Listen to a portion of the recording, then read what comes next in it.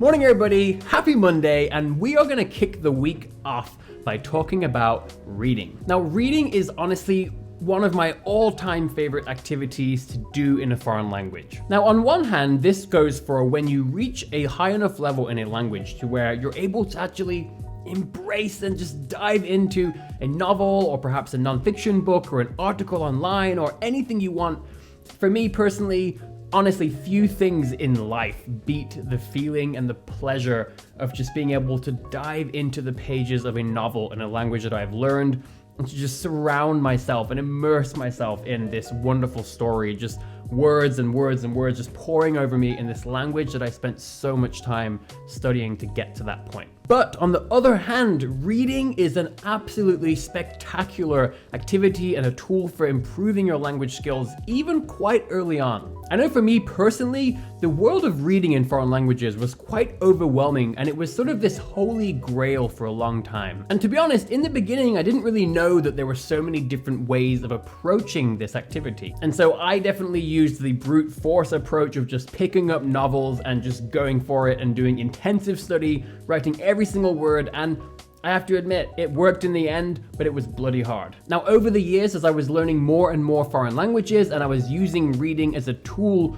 more and more, I realized there are so many different ways you can approach this activity, and I actually think that you can start getting massive benefits from reading in a foreign language quite early on in your studies. Certainly a lot earlier than I think many people think. So in today's episode, I'm going to give you a really nice sort of array of different methods and strategies that you can use for reading in a foreign language. And then in the future, if you would like, I can do more videos where we dive in more detail to each individual strategy. That's the topic. Let's jump into today's video.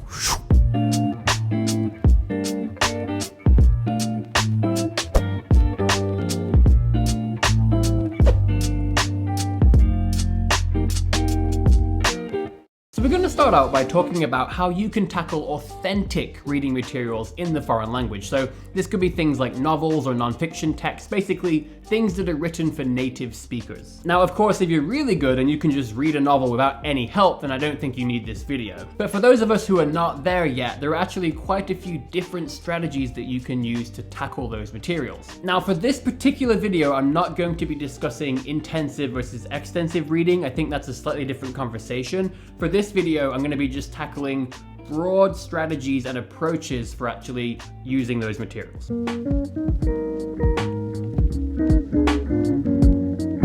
So the first thing you could do is just have a copy of the book in the foreign language. This could be a hard copy, or it could be on a Kindle or any kind of e-reader, and basically just tackle it head on. You could be doing intensive or extensive reading. Basically, the goal is that you're just going to work your way through that original text. Now, a second approach, which is quite popular, is to read the text in your native language first, and then after that, read the text in the language you're learning. So what a lot of people will do is they'll actually take a book that they have loved for a long time, one that they've read several times in their native language, and they'll try to basically read that in the foreign language they're learning. Another way to do this would simply be to do it chapter by chapter or even page by page. You don't have to read the whole story all the way through in your native language. I've done this many times where I actually would just have the two books side by side and I would just literally go page by page. And this can be a really nice strategy because the idea is that you already know the story very well. You have a lot of context, you know who the characters are,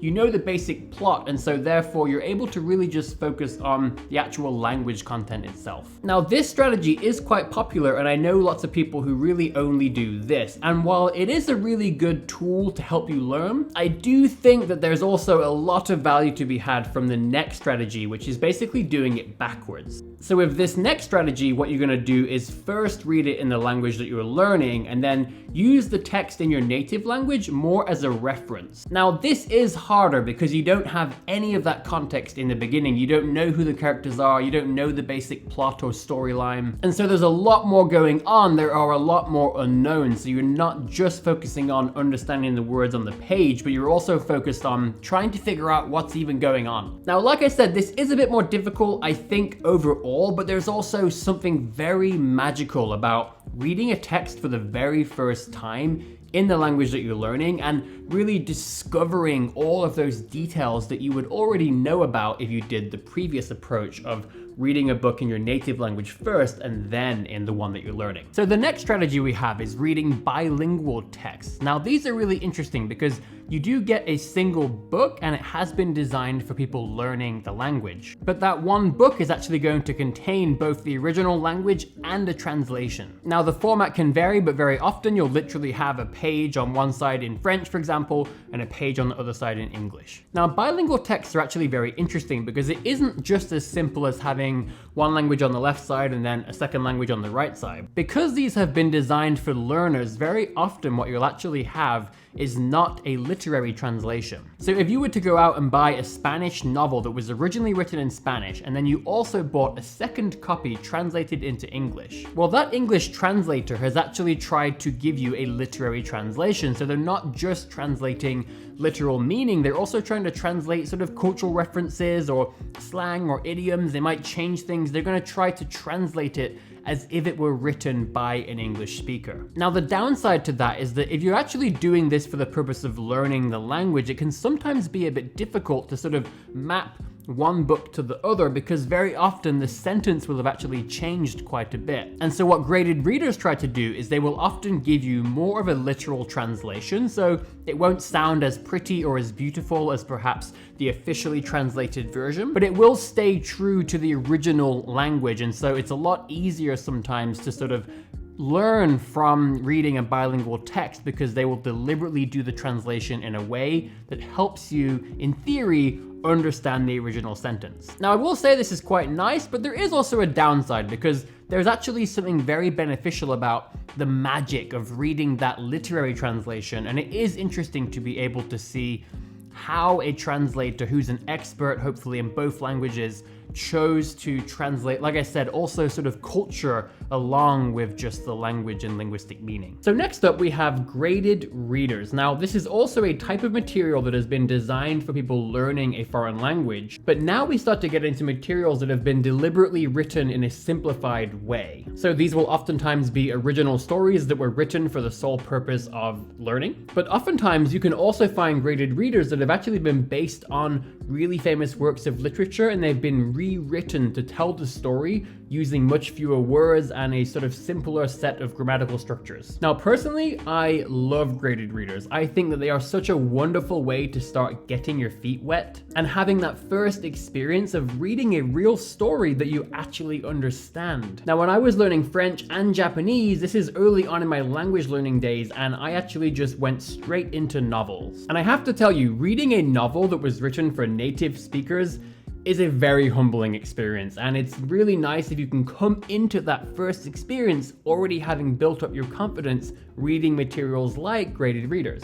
Now, the other thing I love about graded readers is that you can really start using them quite early on in your language learning journey. Now, the reason they're called graded readers is that they usually come as a set, starting at, let's say, level 1, which is going to be the most simple and use the fewest number of words. And then typically they'll have at least a second or a third level, and in some cases you can find even sets of 10 levels of graded readers. So I have here one of my own sets of graded readers that I bought not too long ago for Mandarin Chinese. These ones are published by Mandarin Companion. They're really, really great. I'll leave a link in the description in case you want to get those on Amazon and support my channel. And I have to say, these are fantastic. We've got The Prince and the Pauper by Mark Twain, Emma by Jane Austen. We've got The Country of the Blind, Sherlock Holmes, and The Case of the Curly-Haired Company. And then we move into level 2. So we've got Journey to the Center of the Earth by Jules Verne, and then even a 2-part set, which is Great Expectations by Charles Dickens. Now, in the case of Japanese and Chinese, where we have Chinese characters,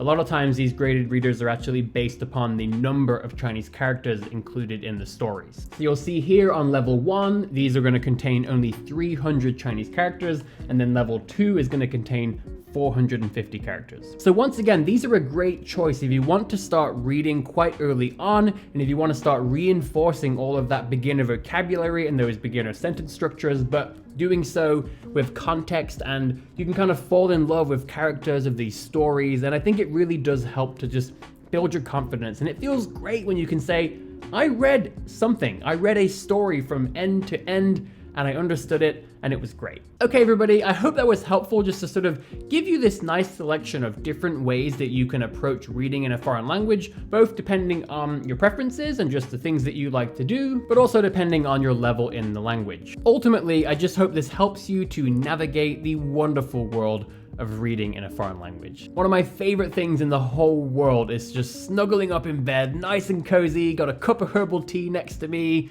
and just diving into the pages of a novel in a language that I've learned and just turning page after page until I just fall asleep. Oh, it's such a good feeling, and I hope that you can experience that too.